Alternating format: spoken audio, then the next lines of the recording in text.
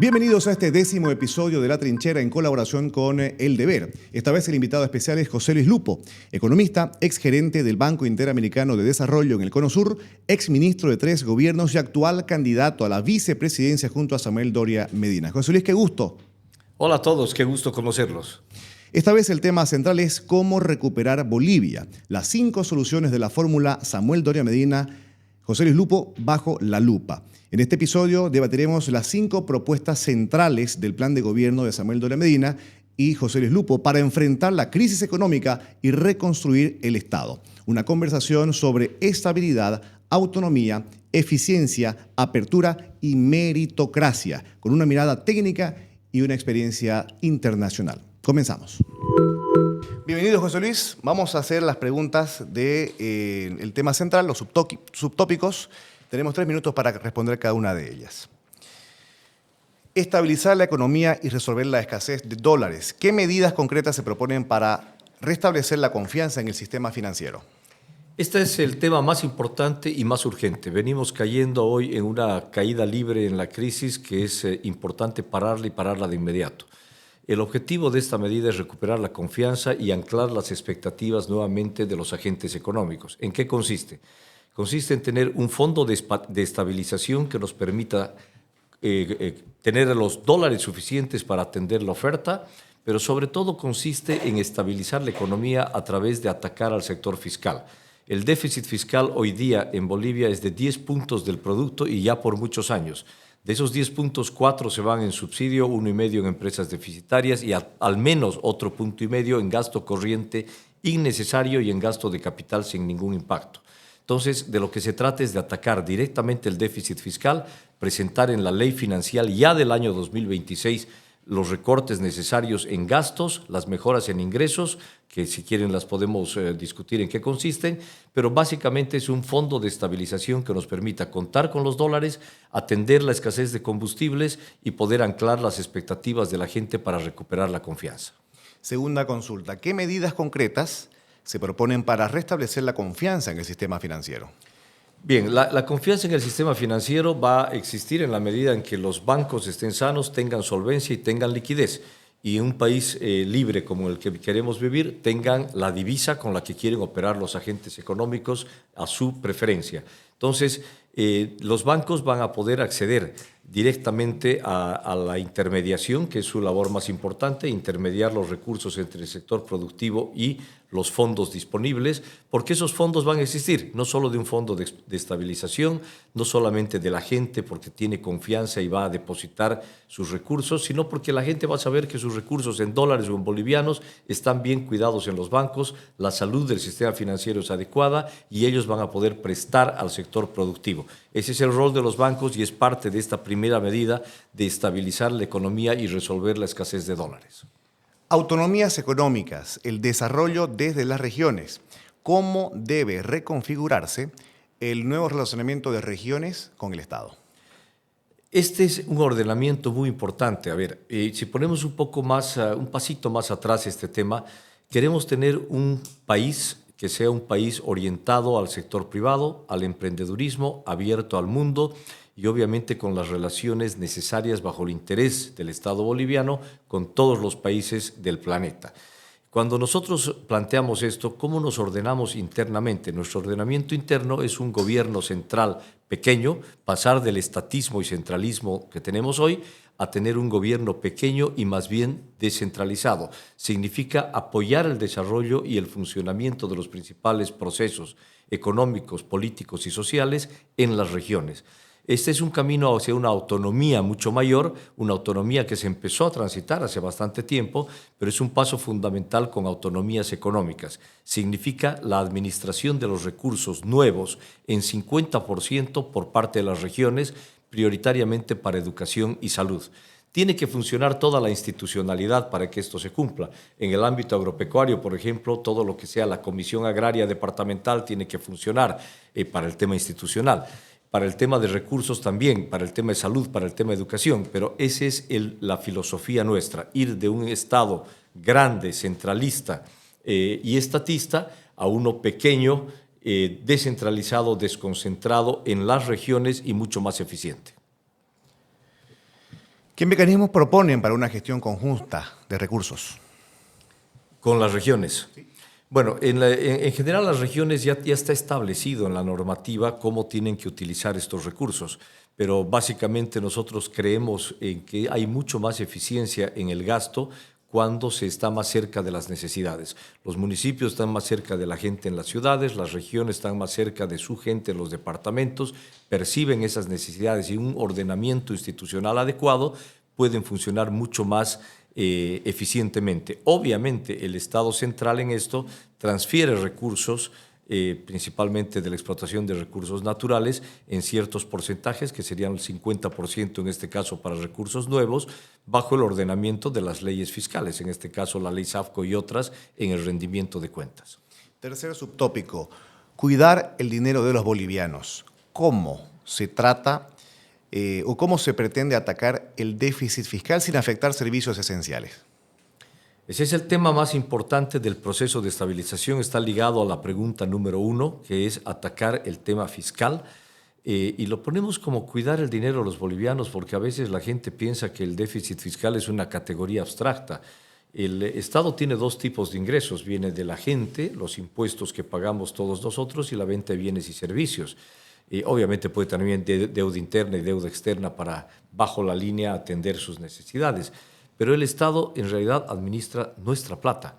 Por tanto, cuando decimos cuidar el dinero de los bolivianos, es que cuando cortamos el déficit fiscal estamos evitando que nuestra plata se vaya por un tubo a empresas deficitarias y se pierda en un hueco negro, que nuestros dólares que hoy no existen se vayan por otro tubo, que es el déficit fiscal que se va formando, y uno diría, ¿cómo funciona entonces esto con esos déficits? Claro, se van prestando plata de afuera, ya no les prestan, pero de adentro utilizan al Banco Central, violando su institucionalidad de autonomía e independencia, para usarlo como caja chica y prestarse para hacer funcionar. Hoy día el crédito interno que obtienen del Banco Central y la gestora alcanza a 90%, el 95% del PIB. Entonces, por eso decimos cuidar el dinero de los bolivianos. Esa plata no es del gobierno, esa plata es de todos los bolivianos. ¿Qué reformas necesita el Estado para ser más eficiente y menos grande? ¿Podría haber una reforma constitucional? Yo creo que necesitamos varias cosas. ¿Cuál es el planteamiento que hacemos en cierta lógica de cadena? Lo primero es estabilizar la economía, devolver la confianza, la estabilidad de los dólares, la estabilidad en el acceso a los combustibles y esa urgencia económica para la que nos hemos planteado 100 días. ¿Por qué? Porque estamos con el sentido de urgencia de que los precios se están yendo en una espiral inflacionaria, debe parar la crecida de precios, eso es urgente. Podemos hablar del tema de inflación e estabilidad, que es básicamente la inflación un fenómeno monetario.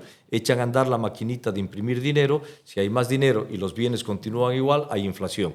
Quienes sufren son los hogares, que tienen que cada semana pelear por llevar la misma cantidad de comida con el presupuesto que lo hacían.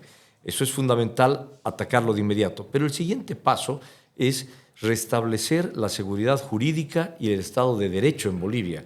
Esto es importantísimo. Si no tenemos nosotros una seguridad jurídica, no podemos pedir a las inversiones privadas, nacionales o extranjeras, que vengan a Bolivia y crean en el país. No es que están haciendo cola compitiendo por venir. Hay que conquistar este mundo. Si no hay inversión, no hay crecimiento. Eso es así de simple.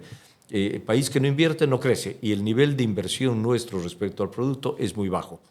A propósito, una Bolivia abierta al mundo, menciona uno de los pilares del plan. ¿Cómo hacer que Bolivia sea un lugar atractivo para la inversión extranjera? Primero, seguridad jurídica, Estado de Derecho y funcionamiento de la justicia.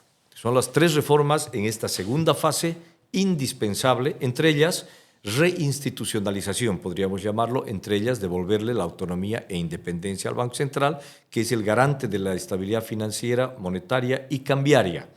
Entonces, ese es el primer paso. Y la segunda es reformas estructurales en el Código de Minería, en la Ley de Hidrocarburos, la Ley de Inversiones, Ley Agropecuaria, Ley Laboral, etcétera, para mostrar que este país termina un ciclo estatista un ciclo centralista e empieza un ciclo diferente. Cuando decimos Bolivia abierta al mundo, yo veo dos dimensiones importantes. La primera, mostrarnos como un país serio, un país estable, un país creíble, un país predecible, porque este tipo de cosas cuando hablamos no son para 1 año, 2 años o 5.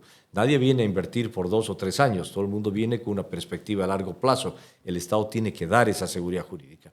Y la otra es abierta, de verdad abierta, es decir, abrir los cielos, abrir el comercio, es vivir de frente al mundo y no de espaldas al mundo. Eso es importantísimo para nosotros, para mostrar que en este país vamos a tener mayor productividad, competitividad, pero pueden venir vuelos de cabotaje, pueden venir a competir también a nuestro propio mercado. Creemos que si logramos esto, la productividad de Bolivia va a poder elevarse de tal manera que nos vamos a beneficiar mucho más que el resto del mundo, porque el resto del mundo no ve un mercado importantísimo en Bolivia. Nosotros vemos un mercado enorme fuera de Bolivia. ¿Cómo lograr esta apertura de mercado sin descuidar la provisión del abastecimiento interno? Eso es transparentando los precios relativos. No hay control en la historia que haya funcionado desde Roma. Controlar no sirve. Controlar es para los vivos. Controlar es para que le den la vuelta, hagan el bypass, encuentren la fórmula de sacar. Genera intereses. En el pasado, por ejemplo, cuando había el modelo de sustitución de importaciones, que hoy lo han vuelto a reinstalar, el mismo modelo de los años 60 hoy día, en el pasado lo que se hacía era: te voy a dar una licencia previa para importar porque quiero proteger este vaso. Este vaso se produce en Bolivia y por tanto si tú lo quieres traer de afuera te voy a poner un arancel alto y vas a tener que pedirme permiso a mi estado para que lo puedas traer. Eso le daba un poder enorme al funcionario público, un poder enorme para que decida si te da a ti o le da a Daniel ese permiso, y corrupción, que hoy mismo existe así. Entonces, si nosotros somos competitivos y podemos producir esto para venderlo afuera, somos competitivos para venderlo adentro. O sea que no va a haber desabastecimiento porque somos competitivos a los dos niveles. Y también para traer de afuera. Si aquí falta carne, vas a poder traerla de Argentina, pero no va a faltar porque podemos hasta exportarla. Quinto subtópico, pilar también importante de la propuesta, y tiene que ver con la meritocracia. ¿Cómo se garantiza que el sector público funcione no con cuoteo político? La meritocracia tiene varios temas, no es solo cuestión de voluntad política. Primero, encontrar los mejores profesionales, restituir una ley de servicio civil para el sector público, donde los mejores puedan trabajar en el sector público como una garantía de estabilidad laboral y condiciones adecuadas. Tiene que ver, obviamente, si se tiene eso, ya no se tiene problemas de compadrazgo, nepotismo y todo lo demás. Hay una carrera del funcionario público. Pero tiene que ver también con la justicia, con la elección de los jueces, que no puede ser bajo este sistema perverso que hemos vivido los últimos años, sino que tenemos que ir claramente a restablecer esa meritocracia. Pero también tiene que ver con quitar otra vez esa discrecionalidad. Si nosotros podemos, por ejemplo, crear, como en otros países se ha hecho, el expediente del funcionario público. Tenemos una ley SAFCO que es buena para el control gubernamental, pero si nosotros digitalizamos el Estado y ponemos, por ejemplo, cadenas de bloques, los famosos blockchains, que son la tecnología por atrás de los criptoactivos, para que se queden grabadas las decisiones de los funcionarios públicos con poder de decisión, de directores para arriba, es muy fácil y es muy barato y está accesible la tecnología. Cada decisión de un funcionario público se va a quedar en una cadena de bloques trazable, incorruptible, recuperable y transparente. Por tanto, ahí no hay eso que, ¿sabes qué? Te lo saco para el miércoles, hermanito, ¿no? Ya se acabó. Aquí tu decisión está en una cadena de bloques. Esto también es devolverle esa meritocracia, porque ahí los que están seguros de hacer bien su trabajo no tienen problema de trabajar con esa tecnología. Bien, finaliza la ronda de estas preguntas. Enseguida, los panelistas van a disparar cada uno sus preguntas. Iniciamos la ronda de preguntas. El primer panelista en hacer sus consultas es Carlos Aranda Herrera, 28 años, economista, diplomado en programación y política financiera, asesor económico de la Cámara de Exportadores de Santa Cruz e investigador del Centro de Estudios Populi. Carlos, bienvenido. Adelante. Bien, ¿qué tal, José Luis? Tengo dos preguntas que van relacionadas. La primera sería, el ajuste que mencionaste en la primera parte es más o menos del 7% del PIB. Dijiste que el 10% del PIB es el agujero del fisco actualmente. ¿Cómo piensan financiar en los siguientes años ese 3%? Y dos, que especifiques claramente en su paquete de ajustes, ¿cuál es el monto que se buscan prestar para el plan de estabilización? Creo que se mencionó $3.500 millones, pero me gustaría que se especifique la cifra. Sí, perfecto. Gracias por la pregunta. En realidad, el ajuste hay que llegar hasta un déficit que sea sostenible dentro de lo que se denomina consolidación fiscal. O sea, no es que 7 puntos del PIB se van a recortar de una sola, sino que va a haber un recorte significativo, que no sabemos cuánto va a ser, tampoco sabemos con cuánto vamos a recibir, si este 10 sube a 12, pero que hay identificados entre 4 y 5 puntos del producto que van a poder recortarse. Entonces, cuando hablas de financiamiento, el financiamiento es lo que queda del déficit en realidad. Y el financiamiento tiene dos fuentes, crédito interno y crédito externo. Crédito externo sería a través del Fondo de Estabilización para poder dar liquidez, y el crédito interno es el que queremos cortarlo porque es el crédito que has venido usándose de parte del Banco Central. Entonces, esto está relacionado a tu segunda pregunta sobre el monto a prestarse. Nosotros creemos que las necesidades de liquidez van a ser de alrededor de $5.000 millones. Pero como no puedes ir directamente a prestarte y decirte, ¿sabes qué? Necesito 5.000, vamos a ir con un programa boliviano, un programa nuestro de consolidación fiscal que establece en unos 3 a 5 años cómo se va a ir reduciendo el déficit fiscal. Al principio un poco más de golpe, después paulatinamente hasta llegar a un déficit sostenible. Y ahí vamos a recurrir a 3 tipos de ventanillas. La primera es liquidez, para poder tener unos 5.000 millones, que no falten dólares y que se pueda financiar este hueco que todavía queda. Y la segunda es créditos de reforma de política, que son los llamados PBL, Policy Based Loan en inglés, que son contra reformas de políticas, leyes, reformas, etcétera. Y la segunda son créditos de inversión, para evitar de que esto tenga impacto en el crecimiento. Termino diciendo algo que es importante. Estamos muy conscientes de que debemos cuidar de la población más vulnerable durante este proceso. La población más vulnerable es la clase media emergente, que puede degradarse a pobre, los pobres, por supuesto, y quienes están recibiendo hoy los bonos sociales que se van a continuar dando. Vamos a trabajar algunos instrumentos directamente para proteger a esta población. ¿Fue contestada tu pregunta, Carlos? Sí, ¿puedo hacer solamente una consecuente para aclarar? Adelante. Bien. Entonces, en el primer año van a recortar en torno al 3-4%, les va a sobrar 6%. Yo creo que ahí se te va a ir todo el plan de estabilización. Porque las cuentas me salen así, pero bueno, supongo que lo voy a poder discutir más adelante. Sí, solo una respuesta cortita. No te olvides que el recorte del gasto equivale al financiamiento, porque estás dejando de gastar. Entonces estás dejando de necesitar plata para financiar. Pero tienes un agujero de 6 todavía el primer año. Ah, por supuesto, ese de 6 es el que se tiene que seguir financiando. O de 6, no sé cuánto va a ser todavía, pero de lo que sea. De acuerdo. Bien, el turno de la segunda panelista. Marcela Fernández Bellotto, 22 años, estudiante de Relaciones Internacionales. Adelante, por favor. Gracias. Bueno, iba a hacer otra pregunta, pero me llamó la atención que mencionaste la posibilidad de instrumentos para proteger a la población más vulnerable en el caso de estos recortes, porque es un hecho que evidentemente ante cualquier recorte hay un cierto sector de la población que sufre más que otros. Y quisiera saber específicamente qué instrumentos se proponen. Bien, entre los instrumentos tal vez uno de los más importantes, dependiendo cómo se dé el efecto, es un fondo social una especie de fondo social de emergencia, pero orientado directamente a un programa de empleo de emergencia. Lo que no queremos es, si hay gente que pierde su empleo, pierde todo su ingreso. Si hay gente que tiene poco ingreso y no pierde su empleo, tienes que tratar de mantenerle ese poder adquisitivo de un ingreso disminuido. Esto es a través de los bonos, por ejemplo. Pero si hay gente que pierde su empleo, lo más importante es tener un empleo de emergencia. Eso actúa en dos formas. Uno, le da un ingreso a la persona, que debe ser un ingreso equivalente o menor al salario mínimo para no estar distorsionando la economía. Y dos, además de eso, le da actividad económica para que no haya mayor recesión. Ese es uno de los instrumentos. El otro es, tenemos identificados productos que son fundamentales de la canasta básica, como por ejemplo arroz, fideo, aceite, pollo y leche, 5 productos que son esenciales y que son los 5 productos que deben cuidarse en la canasta básica, que mediante algunos mecanismos de oferta pueden mantenerse sus precios. Yo sé que la inflación es un fenómeno monetario, o sea, estoy absolutamente convencido y seguro de eso, es un fenómeno monetario. Al no emitir tanto dinero, la inflación va a ir bajando. No se va a emitir dinero porque no va a haber tanto déficit. Pero aún así, se debe cuidar estos productos que afectan directamente a los más pobres.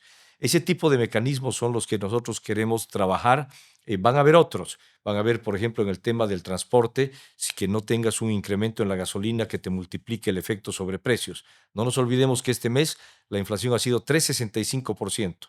10% en lo que va del año. 3,65 antes era una inflación anual.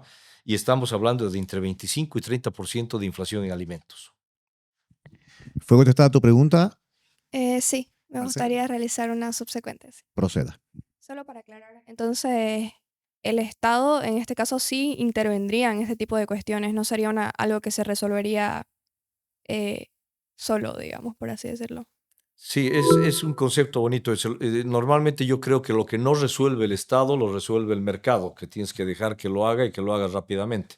Pero en estos casos de transición, donde tienes poblaciones claramente identificadas con efectos fuertes en el ordenamiento económico, sí creo que el Estado tiene que protegerlas. Y tiene que protegerlas por una simple razón, porque en un proceso de estos no es meramente económico, no es de laboratorio, tiene componentes sociales y componentes políticos que deben contenerse.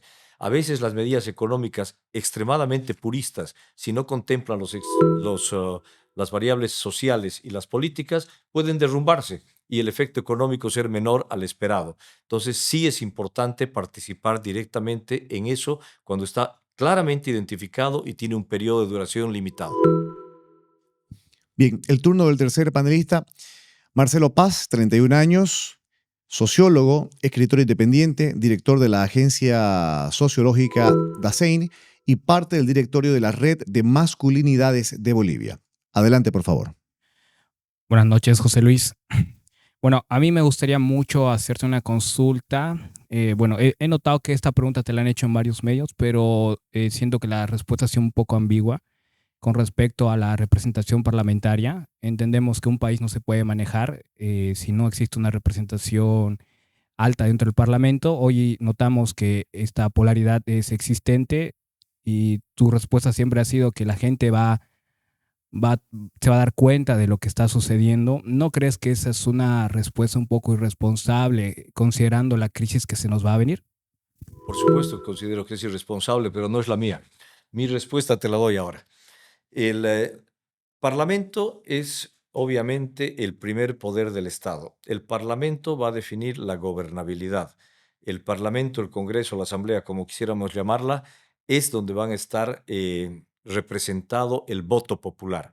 A la respuesta que tú haces referencia es una esperanza mía. Es decir, yo espero que la gente tome una posición política clara y use el poder de su voto para definir esa salida que nosotros proponemos en este caso, que es política y contar con la mejor representación parlamentaria para la gobernabilidad. Eso lo espero genuinamente. Pero la probabilidad de que no sea así y que exista una fragmentación en la Asamblea existe también y hay que considerarla. Y ahora te digo cómo pensamos administrarla. Y también dentro de esta fragmentación que existe una oposición. Bienvenida, es una oposición democrática. Yo creo que en democracia tenemos que jugar con los juegos de la democracia, el debate, el consenso, el convencimiento y el trabajo.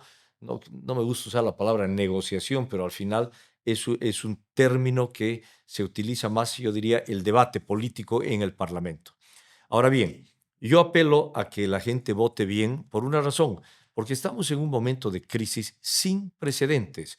Estamos realmente hoy estamos con alfileres, y si llegamos a agosto, ayer hemos estado trabajando duramente sobre el poder ayudar a que se llegue adecuadamente a las elecciones, garantizar el calendario electoral, no judicializarlo, evitar que grupos violentos desestabilicen violentamente Bolivia, aprovechándose del hambre y el miedo de la gente en el proceso electoral. De eso podemos seguir hablando más adelante. Volvamos a tu pregunta. En estas circunstancias, yo considero que el posicionamiento político de la gente, nuestro proyecto es de centro político y muy claro, muy claramente liberal en lo económico. Entonces, de centro político, ¿por qué? Porque es el posicionamiento de la gente en Bolivia donde ve viabilidad para la salida de la crisis. Si eso no ocurre finalmente y se fragmenta la Asamblea, nosotros pensamos proponer en uno u otro alternativa un escenario que sea la agenda Bolivia para salir de la crisis. Esta agenda Bolivia para salir de la crisis, yo la he estado viendo en general en la oposición democrática, aunque bastante menos nítida, clara y planteada en concreto como la nuestra, pero no creo que exista una gran diferencia en estas fórmulas de salida de la crisis. No creo que exista boliviano de bien que no quiera salir de la crisis y mucho menos un padre de la patria. Por tanto, yo sí creo que va a haber un apoyo parlamentario para esta etapa de salir de la crisis. Luego hablemos de las reformas.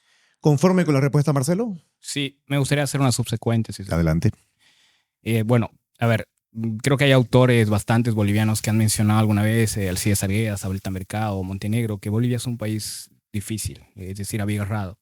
Entiendo que desde su posición como centro, ustedes van a intentar, no quiero utilizar la palabra negociar, pero hacer una negociación con ciertos sectores. ¿Cómo piensan hacer eso con cosmovisiones que son extremistas en el sentido de sus peticiones populares? ¿Cómo ustedes lidiarían con eso? Mire, yo creo que la respuesta nos ha dado la historia reciente. El populismo es sostenible con plata. El populismo sin plata es sinónimo de inflación. Eso es increíblemente claro. La gente, los gremiales, en el Alto, en Oruro, los transportistas, igualmente en Occidente, los agropecuarios, toda la gente hoy día sabe de que eso no es sostenible si no hay plata. Bueno, durante todo el tiempo masista ha habido tanto dinero, 120.000 millones de dólares, 60.000 del gas, 13.000 de la deuda externa, las reservas, la nueva deuda adquirida, todo lo que ya conocemos, 120.000 millones, que se ha acostumbrado a la gente a dar prebendas por todas partes. La gente no es boba, si le dan, la toma, pero cuando sabe que no existe, también se esfuerza. Entonces yo creo que hoy día los sectores sociales en Bolivia saben que la única salida es sincerarnos, mirar el futuro, ser más productivo y poder trabajar en esta dirección. Yo confío en que eso ya es muy claro a esta altura.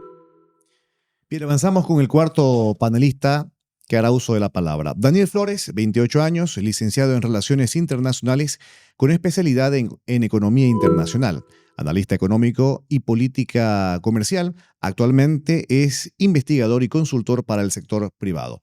Adelante, Daniel. José Luis, uno de los problemas más críticos en este momento a nivel económico es la escasez de dólares en el sector público. Tú lo has mencionado al inicio de tu intervención, has dicho el Estado necesita dólares para la estabilidad cambiaria, para la estabilidad comercial, para la estabilidad financiera, pero dentro de las propuestas que da, digamos, el Partido Unidad, el Frente Unidad, junto a Samuel Doria Medina, no se ve ninguna medida, ninguna propuesta en relación al incremento de los ingresos en el sector público, ya sea por la venta de bienes o servicios que también has mencionado. ¿Hay alguna salida? ¿Se está pensando en eso? Porque lo único que se menciona en el programa es endeudarse y no se le ha puesto énfasis a algo que tú justamente has mencionado a inicios del programa, que el Estado pueda tener ingresos a nivel sostenible en el tiempo. Bien, el Estado garantiza la provisión de dólares, pero a ver, ¿para qué se necesitan los dólares? Los dólares se necesitan para importar. ¿Quién importa? El Estado una parte, pero principalmente el sector privado. ¿Qué se importa? Se importan bienes de capital, insumos intermedios y bienes de consumo.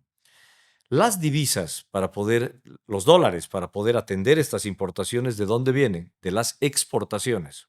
¿Qué exportamos? Parte del Estado, gas, ¿sí? Soya, minerales, agropecuario, ganadería, etc. ¿Quiénes exportan para poder traer esas divisas al país? Parte del Estado y la mayor parte, la más orgánica y genuina, el sector privado. Pero para poder seguir exportando el sector privado necesita dólares. Entonces, porque tiene que importar insumos, maquinaria y necesita diésel, etc. Bueno, entonces, estos dólares, este es un tema de política económica, extremadamente de política económica, porque el Estado, ¿qué hace hoy? El sector privado necesita diésel para producir soya, para las cosechas, para la siembra, etcétera, para el transporte, para poder exportar soya y traer dólares. Y esa soya se la da subsidiada. Entonces, el Estado no necesariamente, ingresos y gastos es lo mismo, solo que visto del otro lado del espejo. Si el Estado deja de gastar subsidiando el diésel, que por cierto se va de contrabando, enriqueciendo a unos delincuentes y llevando diésel subsidiado con nuestra plata a otros países, el Estado se gasta esa plata. Si no se gasta esa plata, es un ingreso. Es como si tuviera ese mayor ingreso. Entonces, esto se trata de estabilizar. Los dólares van a estar cuando bajen los gastos del Estado en subsidios, en empresas deficitarias y en gasto corriente, y van a estar para que el sector privado y el propio Estado también, que necesita importar algunos insumos, puedan tener esos dólares para importar. El problema no es la escasez, el problema es el precio. Por ejemplo, diésel hay en todas partes del mundo, lo que no hay son dólares para comprarlo. ¿Sí? El dólar, como cualquier bien, tiene un precio, que es el tipo de cambio, y eso se da por oferta y demanda de divisas. Si estabilizamos esas dos cosas, el precio va a ser estable y el mecanismo para mantenerlo competitivo va a ser flexible. Termino con un tema clave. El precio del dólar, que es el tipo de cambio, debe mantenerse a un nivel siempre competitivo para poder incentivar exportaciones y desincentivar importaciones. ¿Tienes repregunta, Daniel? Sí, una consecuente. Dispare. ¿Está usted de acuerdo en que el Estado necesita ingresos por la venta de bienes y servicios a lo largo del tiempo para tener, digamos, un ingreso sostenible? ¿Sí o no? ¿Cuáles serían esos sectores que, digamos, en donde el Estado participaría directamente? Porque ha mencionado la subvención, que si bien representa una carga fiscal para el Estado, a lo largo del tiempo, digamos, ¿qué otra cosa más están pensando para que sea sostenible el ingreso del Estado? Sí, la respuesta es sí. Y por una razón, el Estado necesita empresas estratégicas, que son aquellas que van a proveer, y son empresas de por sí muy asociadas o a recursos naturales estratégicos, o también en algunos casos hablamos de comunicación, tecnología, donde todavía se requiere una fuerza del Estado. Pero tienes básicamente hoy hidrocarburos, gas y petróleo y litio. Estas empresas públicas tienen que seguir en manos del Estado, pero deben ser eficientes. Para empezar, están con una cantidad de crecimiento de personal que es insostenible y absurdo. Segundo, no han hecho más bien el relacionamiento con empresas similares en el mundo para tener la mejor tecnología y los mejores procedimientos. Y tercero, no tienen una organización de gobierno corporativo donde tengan directorios con participación de gente de la industria que sabe mucho y que tiene todo ese relacionamiento. El Estado sí tiene que tener esos ingresos. Lo que no puede tener es venta de bienes y servicios que compitan deslealmente con el sector privado, con empresas deficitarias que gastan nuestra plata. Bien, el turno de la quinta panelista, Sofía Rojas, 26 años, abogada, creadora de contenido y directora de audiovisuales. En la cuenta No Me Jodas Bolivia, coordinadora local de Ladies of Liberty Alliance, además de alumna de Estudiantes por la Libertad y de la Fundación para el Progreso. Adelante, por favor. Buenas noches. Bueno, le voy a robar un poco la pregunta a Daniel, en el sentido de que a mí también me interesa el tema de los sectores estratégicos, y aunque yo pienso que deberían ser aperturados en el mercado, no simplemente que el Estado tenga el monopolio directo para poder comercializar los recursos primarios del Estado, de los recursos en general. Entonces, quería saber cuál es su opinión. Tengo entendido de que sí va a permanecer estas empresas estatales, como por ejemplo en el gas, pero no quisiera una respuesta más concreta, porque siento de que hay que evitar también el cooperativismo crónico que tiende a tener el Estado y el mercantilismo también en ese sentido. Entonces, ¿qué tan abierto podría ser al sector privado este tipo de sectores estratégicos que mencionaba anteriormente? Okay. La respuesta más directa es lo más abierto posible, dentro de lo posible. ¿Por qué? Porque el sector público definitivamente tiene que usar esa capacidad negociadora que le dan los sectores estratégicos. Por ejemplo, negociar con Petrobras una presencia adecuada para que Bolivia tenga. Con Ecopetrol, con los países. Es un instrumento, las empresas estratégicas son un instrumento de política del propio Estado boliviano y debe mantenerse así. Eso no significa que toda la cadena la tenga que hacer el Estado. Hay partes de la cadena, transporte, comercialización, almacenamiento, refinación, no sé, hay que mirarlo, pero hay partes de la cadena que pueden tal vez hacerlas mejor el sector privado. No nos confundamos, no pensamos ni capitalizar ni privatizar. Estoy hablando de procesos fundamentales para tener mayor eficiencia en el sector energético en este caso, pero puede ser cualquier otro. En todo caso, esa es la dirección. Y el tema de los gobiernos corporativos, no nos olvidemos que, por ejemplo, Petrobras es una empresa estatal, pero está inscrita en bolsa con una participación hiperminoritaria del sector privado en Nueva York. Entonces funciona con políticas y procesos y un governance mucho más corporativo. ¿Respondida a tu pregunta, Sofía? Sí, pero quisiera hacer una subsecuente, por favor. Adelante, por favor. En ese sentido, mi pregunta va también al tema de la competencia que podría haber con estas empresas públicas y las privadas. Entonces, para que no exista este monopolio, en caso de que las empresas privadas, en este caso, sean mejores o trabajen mejor que las públicas y sean más eficientes en el tema de esta comercialización, ¿estaría dispuesto el Estado en poder cerrarlas y no seguir inyectando dinero público para que sigan persistiendo en el mercado? Otra vez, en el sector estratégico no se van a cerrar porque son absolutamente necesarias, pero en el resto de los sectores, en absolutamente todos, donde el sector público hace un crowding out, más bien desplaza al sector privado que sabe hacer su trabajo, que arriesga su patrimonio, su capital, hace gestión de riesgo y todo y compite deslealmente con ellos, como decíamos, desde papas fritas hasta fertilizantes, ahí sí. Ahí sí no tiene nada que hacer el sector público, porque tiene que dejar hacer su trabajo a quien sabe hacerlo bien y arriesga su capital, que es el sector privado. El turno del sexto y último panelista a continuación hace uso de la palabra Rafael Sebastián Medina. 20 años, estudiante de Ingeniería Mecatrónica en la Universidad Privada del Valle y Derecho en la Universidad Gabriel René Moreno. Actualmente ejerce el cargo de asambleísta juvenil por población, activista y conferencista. Combina la rigurosidad académica con una firme vocación pública. Muchísimas gracias. Bueno, José Luis, acá hay tres cosas que me preocupan. Principalmente mencionaba tratar de controlar el tema del cuoteo. Sin embargo, en precampaña y en campaña ya hay pruebas evidentes de que han habido listas negras, vetados, el tema de candidatos que han sido totalmente expulsados de las filas de Unidad Nacional, incluso han sido grandes dirigentes que han salido a repetir las palabras. Por otra parte, una de las cuestionantes directas es reduciría ministerios porque el gobierno actualmente cuenta con 17 ministerios y cada uno cuenta con aproximadamente 3 viceministerios. De misma forma, proponían digitalizar el Estado y eliminar trámites innecesarios. Cuando proponen esto, cuando proponen crear nuevos organismos, como ser agencias de compras, consejos de desarrollo, observatorios, comisiones. Dicen reducir el aparato público y justo después proponen ampliarlo.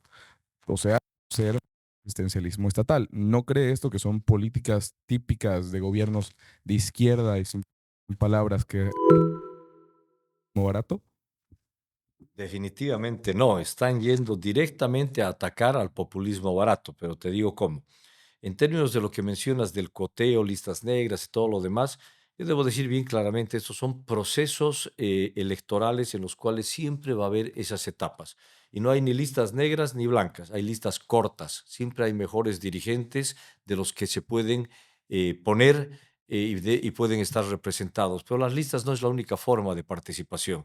Hay mil formas de participación en los que estamos valorizando a todos estos dirigentes que seguramente los mencionas, que son excelentes, todos ellos son excelentes y ojalá todos puedan formar parte de estos equipos, pero no todos entran. ¿Y cómo se decide entonces? A partir, obviamente, del peso relativo que tiene cada uno de los aliados en la base, es lo normal.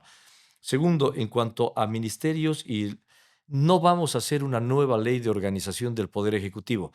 Esto en el pasado ha sido fatal. A mí me tocó en alguna administración estar con una nueva ley de organización del Poder Ejecutivo y nos comimos 1 año y medio entero reorganizando el Poder Ejecutivo antes de poder siquiera arrancar. Y se ponía y se agrupaba a los ministerios 3 en 1, pero seguían siendo los 3, solo había cambiado un chofer y una secretaria. Eso no se va a hacer. ¿Qué es lo que se va a hacer? Se piensa, y ahí es tal vez la confusión cuando decimos agencias de compra. Agencia de compra, sí, por supuesto, porque no podemos dejar que licite cada uno lo que sea sin el mismo sistema, sin el mismo aparato tecnológico, no con el mejor precio y se generen estos intereses que terminan en corrupción. Pero la más importante de todas, pensamos que crear una agencia, ministerio o lo que se llame, de desregulación del Estado. Aquel que se encargue de sacar todas las trabas, los obstáculos, todas las malas prácticas, desde sanidad hasta todas las malas prácticas para poder achicar el Estado. Y la última, despapelizarlo. Si el Estado alguna vez te dio un documento a ti, no tiene el derecho de volver a pedírtelo. ¿Cómo es posible que yo te dé como Estado tu carnet de identidad, tú me das tu número y yo te digo, dame fotocopia? y además una fotocopia con tu firma y otra con notario. No, el Estado tiene la obligación de tener los documentos que el mismo Estado emite.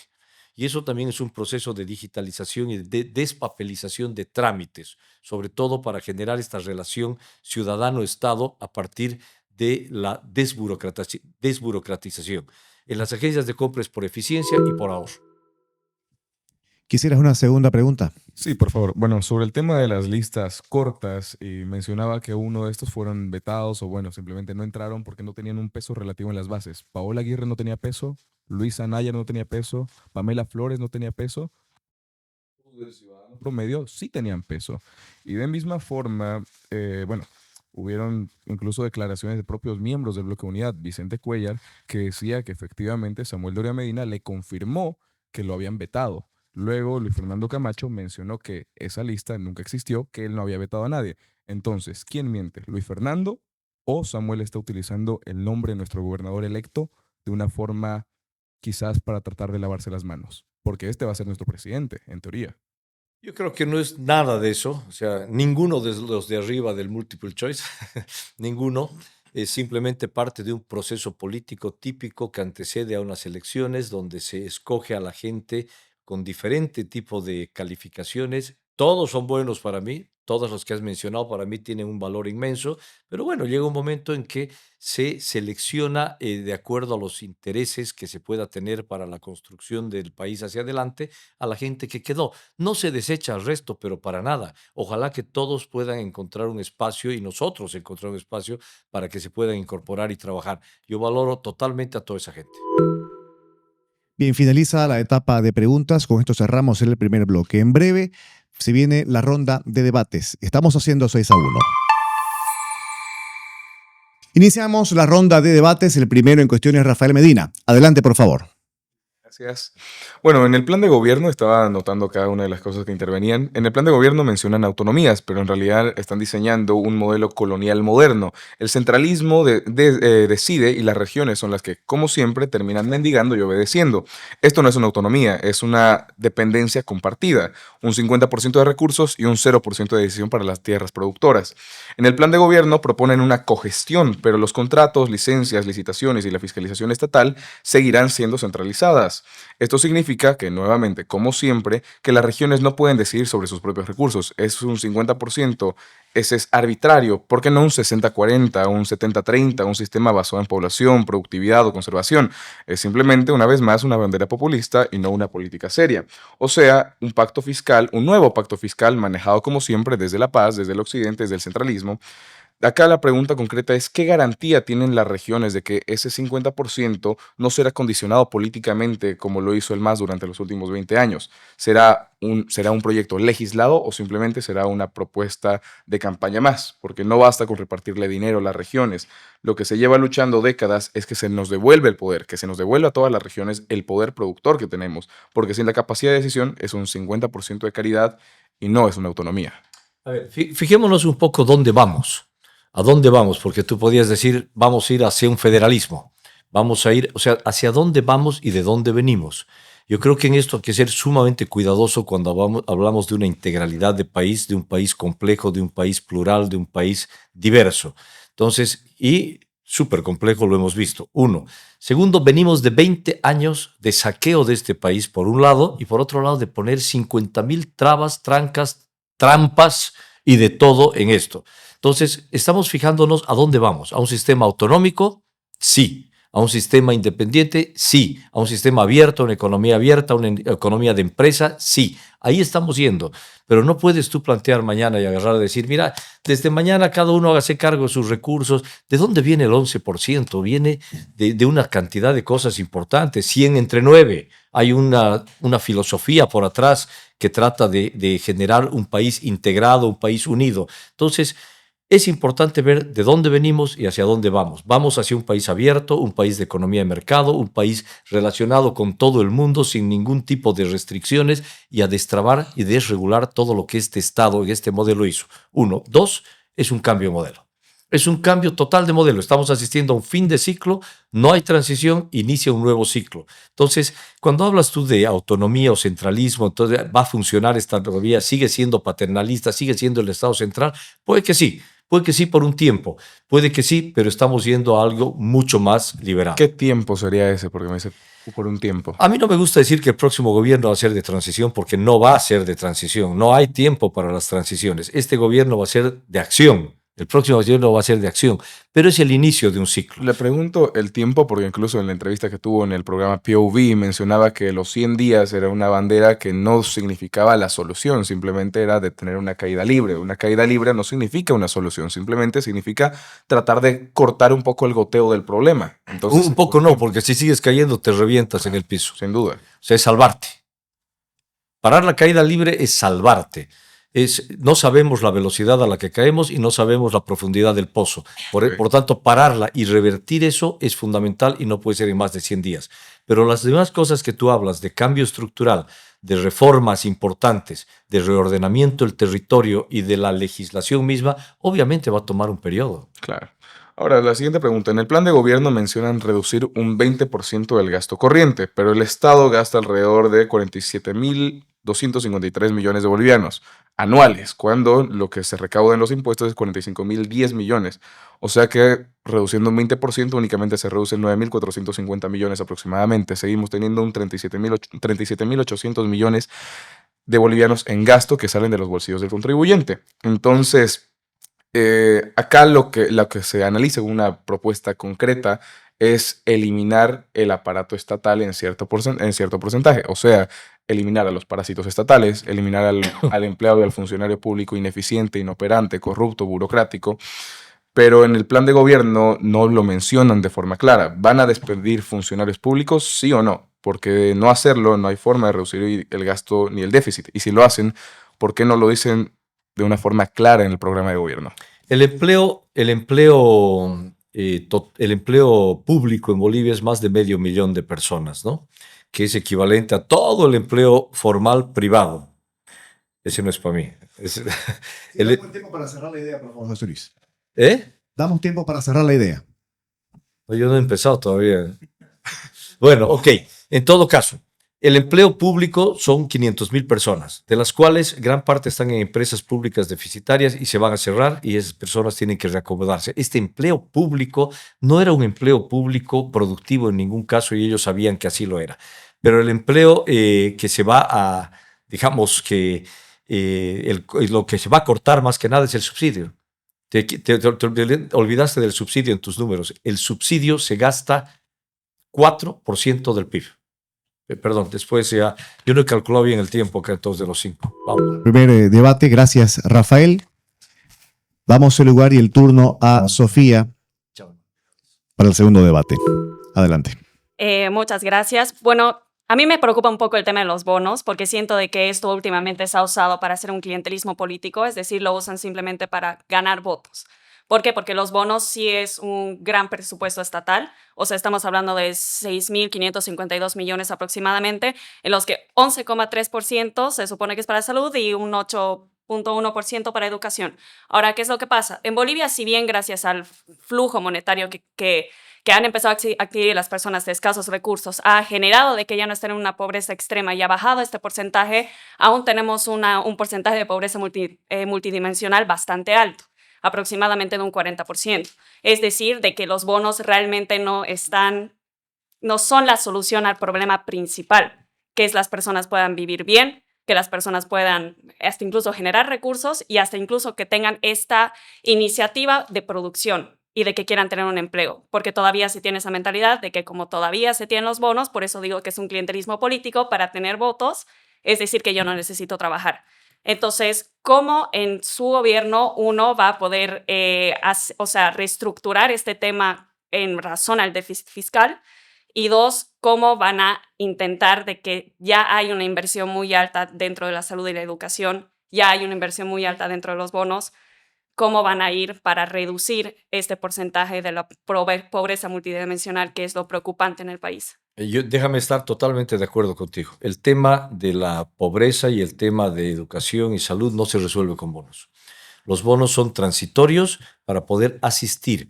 Yo no sé si es clientelismo, yo creo que en parte se usa, pero sí es asistencialismo. Y los bonos deberían ser puestos para poder en algún momento quitarse. Si tú llevas al hijo al colegio, le das salud, debería ser hasta tal etapa y de ahí debería ser sostenible.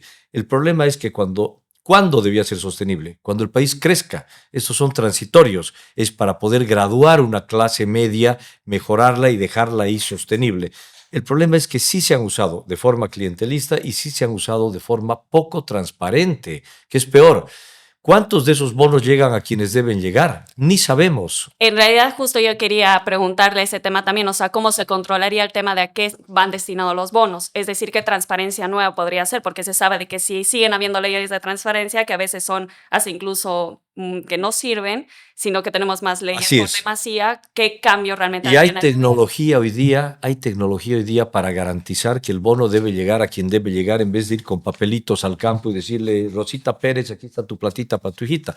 Eso se tiene que acabar. Se tiene que acabar porque la mitad de los bonos yo creo que se los roban simplemente. Tienen que llegar a quienes tienen que llegar y deben hacerse por un periodo de tiempo todavía determinado. Y un tema más te quería tocar en esto de los bonos. Es verdad, el tema sigue la pobreza, los bonos no han solucionado y los temas estructurales, para mí uno de la base, lo acabas de mencionar, es la educación.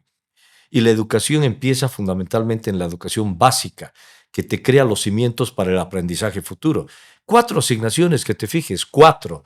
Escritura, lectura, matemáticas, pensamiento crítico. Con esas 4 asignaciones tú creas una base de verdad sustantiva para poder aprender el resto de tu vida. Y si vas antes de la parte básica también, los estímulos preescolares y qué sé yo, pero ese es el foco que vamos a tomar. Y esa es la parte sustancial para salir de verdad de una pobreza estructural multidimensional.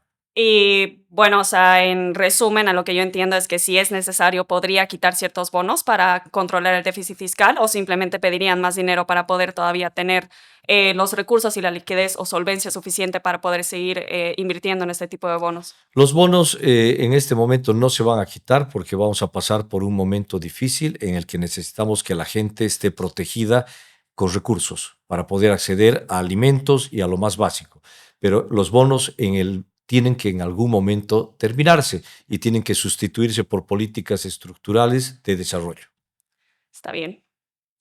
Creo que eso es todo. Suficiente. Bien. Gracias, Sofía, por el tiempo, el turno del tercer panelista, que lo invitamos a la mesa. Adelante, Daniel. Bien, en esta etapa me gustaría conocer más a José Luis Lupo como político. Me gustaría hablar más que todo de sectores de la población y no tanto de personalidades políticas. En este momento sabemos en Bolivia hay un conflicto, una movilización generalizada principalmente en áreas rurales. Son personas movilizadas por muchos motivos, principalmente la inflación o también lo que ellos se denomina proscripción política. La proscripción política significa que desde el Estado se les ha impedido de forma sistemática cualquier forma de participación en un escenario electoral. Aquí es donde va mi primera pregunta. ¿A ustedes no les preocupa esta situación? Porque podríamos ingresar a un escenario de ajuste sin legitimidad, en donde varios sectores de la población, al no haberse sido representados o poder participar en ese proceso electoral, puedan cuestionar las decisiones que emergen de ese proceso electoral. ¿Por qué? Porque en el corto plazo sabemos que el próximo gobierno va a tener herramientas muy limitadas desde el punto de vista económico. Por ejemplo, en el caso de Milei, el FMI tardó prácticamente un año para darle el primer desembolso. Sabemos que los desembolsos de multilaterales no son inmediatos en muchas ocasiones. Entonces, ¿qué están pensando ustedes desde la política? Entendiendo de que hay sectores de la población que están, digamos, hoy en pie de movilización sabiendo de que no van a De participar. acuerdo.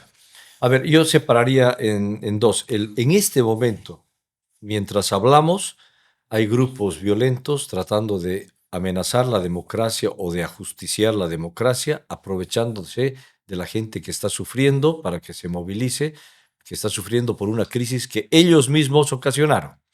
Entonces, esto es absolutamente inaceptable y felizmente Bolivia se da cuenta y Bolivia dijo no a eso y lo dijo no desde el 2019 y lo vuelve a decir no. Aquí vamos a ir, solo las elecciones van a resolver este tema. Hablamos de resolver la crisis. Si no se gana las elecciones y si no se gana bien las elecciones, la crisis no se resuelve. Y creo que eso la gente sabe. Y la gente no es boba y no se va a dejar utilizar por estos grupos violentos para alterar el orden democrático. Entrando en la parte de crisis como tal, para nosotros es fundamental ganar bien las elecciones. es fundamental, por supuesto, porque es un momento muy difícil para poder hacer lo que hay que hacer. Creo que lo lo peor que podríamos hacer para el bolsillo y el estómago de los bolivianos es no hacer nada. Estoy seguro de eso, porque ahí sí que el pozo no tiene fondo y la velocidad se aumenta. Eso es lo más difícil. Después, lo que se tiene que hacer es duro, sí, que estamos conscientes de ello y estamos identificando poblaciones más vulnerables también. Pero en lo político necesitamos que la gente entienda que no es el momento de poner palos en la rueda, porque en lo político no hay muchos caminos para salir de una crisis fiscal como la que nos ha traído el MAS.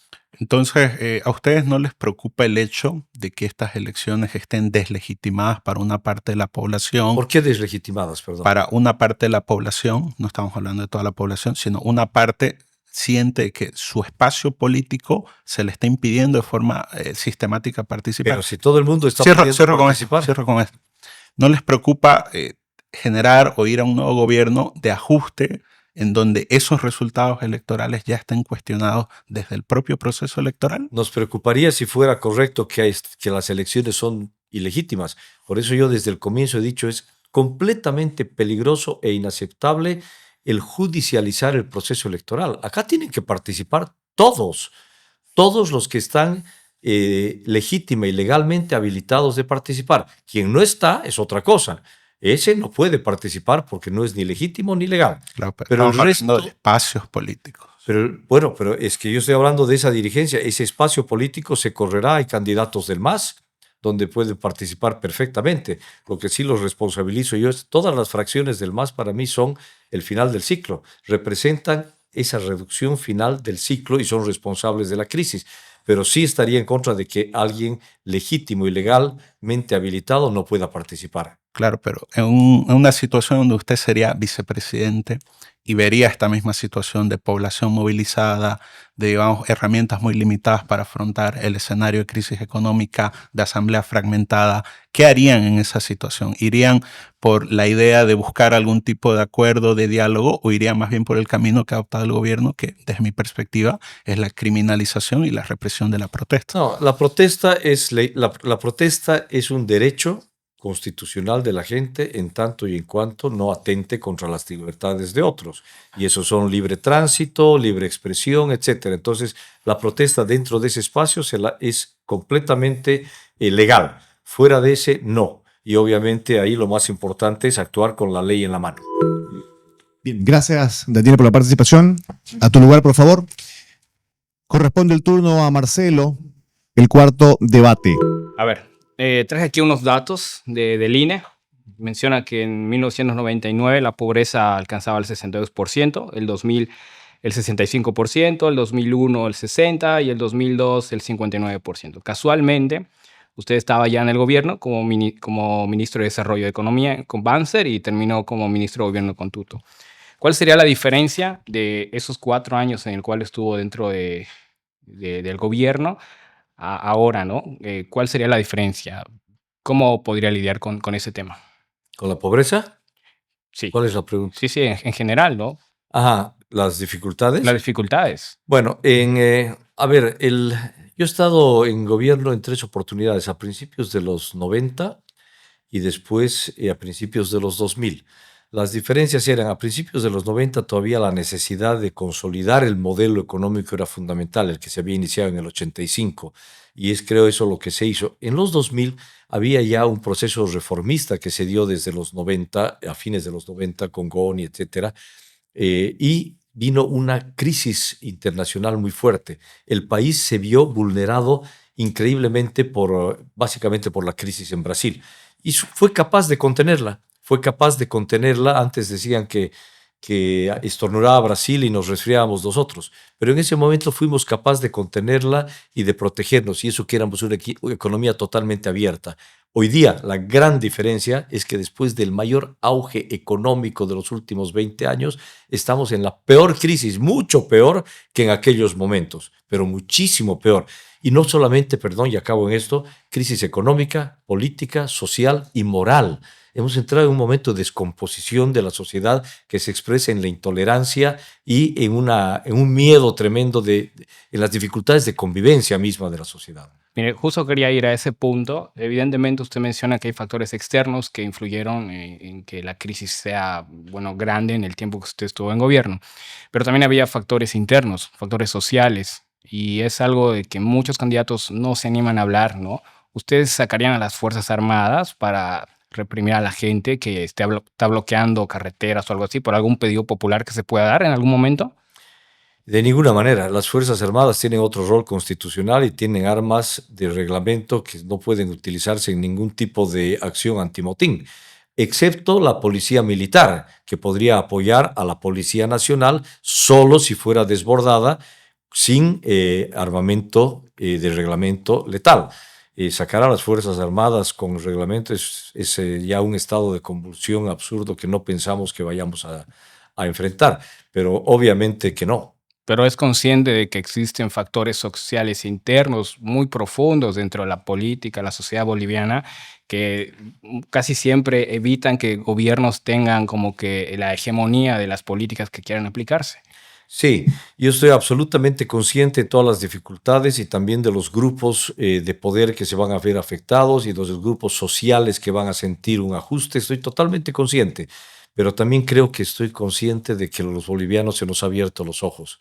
Nos han mentido mucho tiempo, nos han hecho creer que vivíamos nadando en un mar de gas, que vivíamos llenos de plata, que nos parecíamos a Suiza, y no es que estamos entrando al proceso electoral con la amenaza de que pueda venir una crisis. No, no, ya la estamos sintiendo. La crisis ya ha llegado, la estamos sintiendo en el bolsillo, la estamos sintiendo en el estómago todos los bolivianos.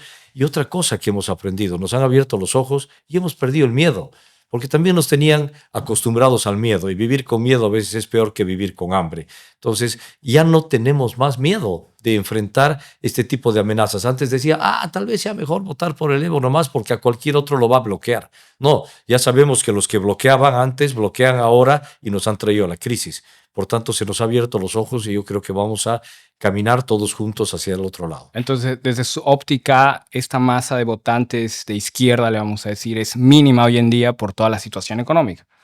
Sí, yo no distingo tanto esta masa, bueno, todos los estudios se están dando ahorita, no podemos tampoco negar la realidad. El MAS ganó las elecciones contundentemente en varias oportunidades y con mayorías absolutas, con mandato y con plata. Podrían haber tenido gobiernos maravillosos para cumplir con su electorado, porque yo diferencio mucho de la dirigencia y el electorado. El electorado son gente como nosotros, gente como toda la demás gente que tiene los mismos sufrimientos y las mismas ansiedades, pero sí creo que se han reducido inmensamente, creo que no valen más de 20%. Así breve, si bien yo discrepo mucho de la visión que usted tiene con respecto a lo que pasa internamente, hay otro problema que es que muchos candidatos no ven los problemas estructurales que tiene el país, ¿no? Sociales exclusivamente.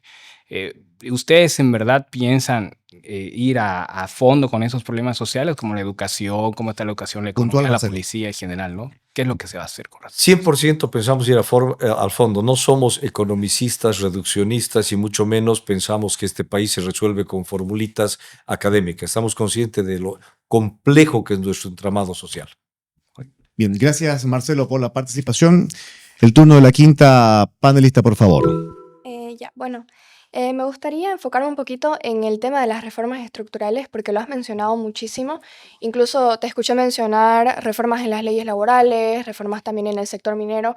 Quisiera saber específicamente qué tipo de reformas se piensan hacer desde el legislativo, porque hay una cuestión y el mayor problema que yo tengo específicamente con la candidatura de Samuel y tuya, y es que siento que su discurso es deliberadamente ambiguo y eso siento que puede llevar a una confusión dentro de la población, como a la mayoría de las personas que no sabemos si estamos de acuerdo o no porque no son muy claros con sus respuestas. Entonces, si puntualmente me podrías decir qué tipo de reformas estructurales estamos hablando. Sí, a mí me encantaría después saber cuáles te parecen ambiguas para poder esclarecerlas inmediatamente. Pero las reformas estructurales que estamos hablando son aquellas que permitan traer mayor inversión a Bolivia. Hay algunas cosas que son simplemente verdades. Sin inversión no hay crecimiento. Sin crecimiento no hay riqueza. Sin riqueza no hay forma de poder desarrollar y progresar como nación. Esa es una verdad. La inversión nacional es muy baja. Nuestro sector empresarial todavía es pequeño. y no tiene capacidad de ahorro interno para poder generar estas inversiones. Segundo, todavía tenemos sectores extractivos.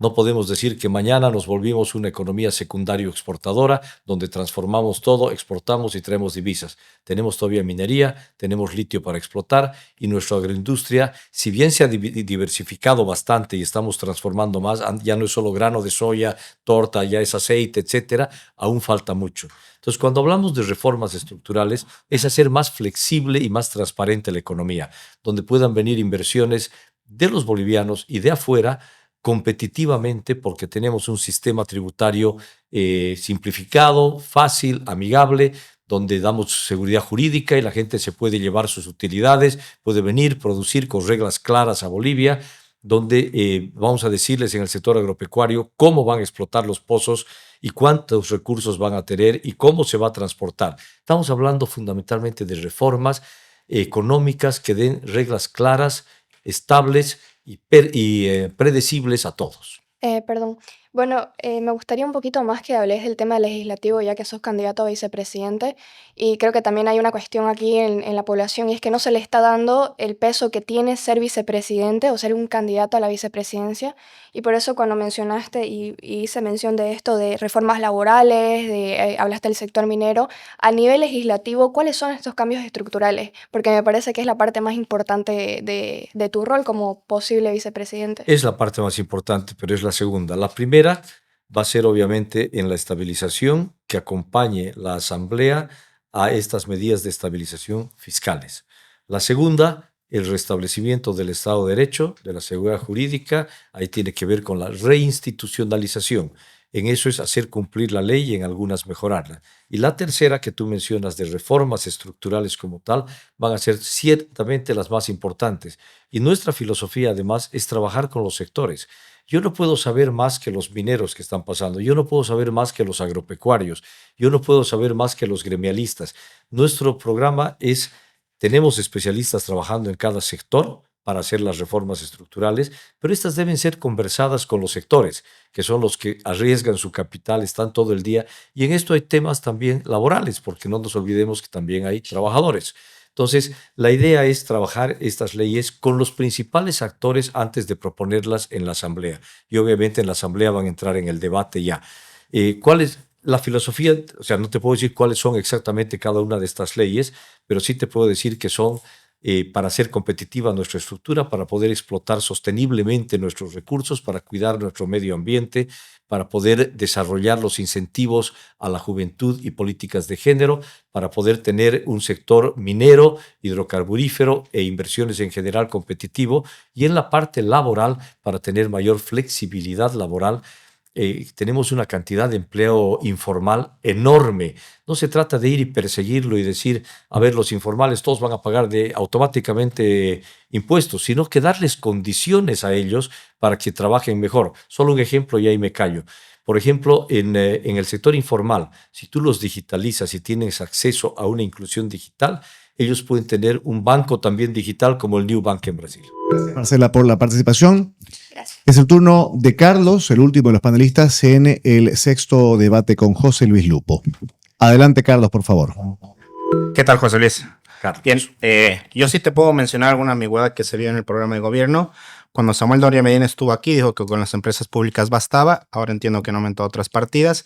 Y dos, el plan de gobierno... ¿Bastaba para qué? Bastaba para equilibrar las cuentas públicas. Y lo dijo aquí, lo pueden ver a Oscar Tomianovic, mi colega. La otra parte es que en el plan de gobierno yo realmente no veo mucha especificidad en cuanto a las partidas, el ajuste, el tamaño del financiamiento, así que esa es la parte que quiero aclarar. Según la participación que tuviste en la primera etapa de este programa, decías que más o menos, es cierto, comparto contigo de que lamentablemente el ministerio solo ha revelado cifras consolidadas a 2023, de hecho el cálculo de 1.5 que las empresas viene de esos ejecutados, pero... suponiendo que tu plan de ajuste en el primer año es en torno al 3-4% del PIB, dejando ese 6%, estás diciendo que tenemos que financiar 22.000 millones de bolivianos. El primer crédito que le pueden desembolsar, según dice Samuel Doria Medina, que expuso los que están trabados, son 3.500 millones de dólares. Desde ya, 2.000 millones le tienen que devolver a los bancos. Les va a sobrar 1.500 millones. Eso es la mitad de los 22.000 millones que tienes que seguir financiando el primer año. Eso sí o sí va a tener que ser deuda interna. Y por lo tanto, el primer año, con un ajuste tan poco ambicioso, van a seguir emitiendo justamente que es el trasfondo de las causas de la inflación. Así que me preocupa que realmente hay un plan tan poco ambicioso en los ajustes y que básicamente va a seguir promoviendo los desequilibrios que nos han llevado a la situación actual. A ver, el ajuste es ambicioso. El ajuste es ambicioso y tiene que llegar hasta el punto de tolerancia adecuado para nuestra sociedad. Pero yo estoy de acuerdo contigo de que tú no puedes ir con un gradualismo que te genere externalidades negativas al propio proceso, y eso lo hemos visto absolutamente en todos los planes que han sido graduales. El ajuste de un déficit de 10% para un primer año no puede ser más de la mitad. O sea, sería muy difícil hacer un ajuste de esa naturaleza. Ahora, los préstamos que están en cartera y que pueden ser reformulados son solo una parte. Los más importantes en esta primera etapa van a ser los de liquidez. Y los de liquidez van a permitirnos enfrentar este ajuste. Pero yo estoy calculando un ajuste que nos va a llevar sin afectar al sistema financiero, sin todavía ver la unificación cambiaria antes de ver el tema de tasas de interés. Y todo esto estoy esperando un ajuste de alrededor de 5 puntos del producto a 6 puntos del producto. Pero estamos de acuerdo que de los 3.500 millones, 2.000 se tienen que ir a los bancos. 2.000 a los bancos paulatinamente, priorizando los ahorros de los más pequeños, que es lo que hemos dicho en el plan. Okay. O sea, no es que vas a agarrar 2.000 y vas a devolverlos de un saque. Yo creo que necesariamente van a tener que acudir, por lo menos el primer año, a una parte de financiamiento interno. Y eso es o fondos de pensiones, que eso también me gustaría preguntarte, ¿qué van a hacer con la terrible nacionalización de la gestora pública? Yo creo que deben volver a manos privadas. Y por otro lado, del Banco Central, promoviendo todavía los desequilibrios. Y luego me preocupa una cosa. Te doy si tú agarras el presupuesto, creo que hay una parte que desde los planes nos está viendo. Ni siquiera elimines las empresas públicas, no las privatices, nada. Hay una partida que se llama, porque eso maquilla el resultado operativo de las empresas que impactan el déficit, que se llama transferencias corrientes, que se contabilizan ingresos de las empresas públicas y eso hace que su resultado operativo sea menos de lo que es. Esas transferencias en 2024 han sido 13.000 millones de bolivianos. Si tú dejas de transferirle ese privilegio que no tiene ninguna empresa privada, ya solucionarías 4 puntos del PIB. No tanto. Sí, 13.000 millones. El desajuste fiscal es de 34.000 millones. De bolivianos. De bolivianos. Por eso. Si le dejas de dar esos 13.000 millones, es un tercio del déficit. No es menos. Pero bueno, no importa. Datos más, datos menos. Pero estoy de acuerdo contigo. El tema es que es tan poco transparente este sistema, es tan poco transparente que en este momento tú no tienes presupuestos de las empresas públicas. Solamente estamos estimando por el crédito que están recibiendo del Banco Central. Y ahí estamos viendo y estimando la pérdida que tienen. Claro, pero tienen esa partida que es transferencias corrientes. Pero ahí tienes que tener cuidado de que está yacimientos. Al estar yacimientos está metido el subsidio del diésel. Eso creo que está en la de bienes y servicios contabilizado. No, pero está el subsidio como gasto. Entonces, es por doble partida. Es cierto que debido a la fuente de datos es complicado realmente hacer específico. Pero sí, José Luis, me gustaría que realmente planteen un tema más ambicioso. No me queda claro el tema del financiamiento que se plantea, porque por último, como dices, todas las experiencias de gradualismo en América Latina han fracasado. La pregunta es, ¿por qué, según los datos que me das, yo calificaría tu plan como gradualista? ¿Por qué este no fracasaría? No es gradualista, porque no es gradualista. No vamos a hacer un plan gradualista, pero vamos a proteger a la población más vulnerable. Bien. Gracias a los 6 panelistas por la ronda de debate. Gracias, José Luis. Cerramos esta ronda. Último bloque, esta vez con preguntas de la gente. Son bien puntuales. Se les preguntó en las redes y esto es lo que la gente ha preguntado. ¿Cómo eliminan al MAS? Ganándole democráticamente las elecciones a todas las fracciones del MAS, porque todos son responsables de la crisis en que estamos hoy. Esta es una pregunta bien del millón. ¿Por qué la oposición no hace un solo frente? Lo intentamos, seguimos intentándolo, vamos a seguir intentándolo y al final vamos a ver cómo se conforma este proceso de unidad. Yo he sido uno de los más comprometidos en construir la unidad y ojalá que finalmente antes de las elecciones la propia gente muestre hacia dónde se va el voto útil para poder generar las adhesiones que correspondan de los demás. De lo contrario, será finalmente el día de las elecciones la que la gente vote y produzca la unidad. ¿Cómo sería la relación con los movimientos sociales, transportistas gremiales e interculturales? Ellos están, al igual que todos los bolivianos, hoy padeciendo la crisis. Entonces, la relación tiene que ser sobre la base de reencontrarnos, de explicar claramente los temas, de utilizar la verdad y de juntos salir. Yo en esto soy muy claro cada que digo, el partido se juega en la cancha, pero ya no hay tiempo para tener gente en la tribuna. La gente en la tribuna tiene que bajar y jugar el partido con nosotros, comprometerse, controlar el voto, desde todo el proceso. Este es un trabajo de todos los bolivianos. ¿Qué planes tienen para combatir el narcotráfico? ¿Enviarán fuerzas armadas a controlar el trópico de Cochabamba? El narcotráfico es un problema internacional y debe ser enfrentado a nivel internacional, no es solamente de Bolivia y tiene que verse en todos sus aspectos, en los aspectos desde la erradicación, la interdicción, el control y la represión, pero tiene que hacerse de forma absolutamente coordinada porque nos afecta a todos. Hoy día tienes una frontera de 3.500 kilómetros con Brasil, donde tienes PCC y Comando Vermelho, tienes el Tren de Aragua por Occidente, tienes una serie de mafias que están alterando al planeta y al continente en particular y lo vamos a enfrentar de manera coordinada. La última consulta. ¿Volvería la DEA? Sí, tienen que volver todas las agencias que trabajen para luchar contra el narcotráfico y que se sientan parte de esta lucha contra el narcotráfico.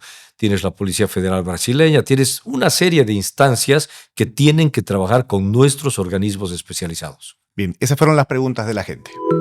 Bien, este ha sido el 10º episodio de La Trinchera con José Luis Lupo. Agradecidos por habernos acompañado. Permiso.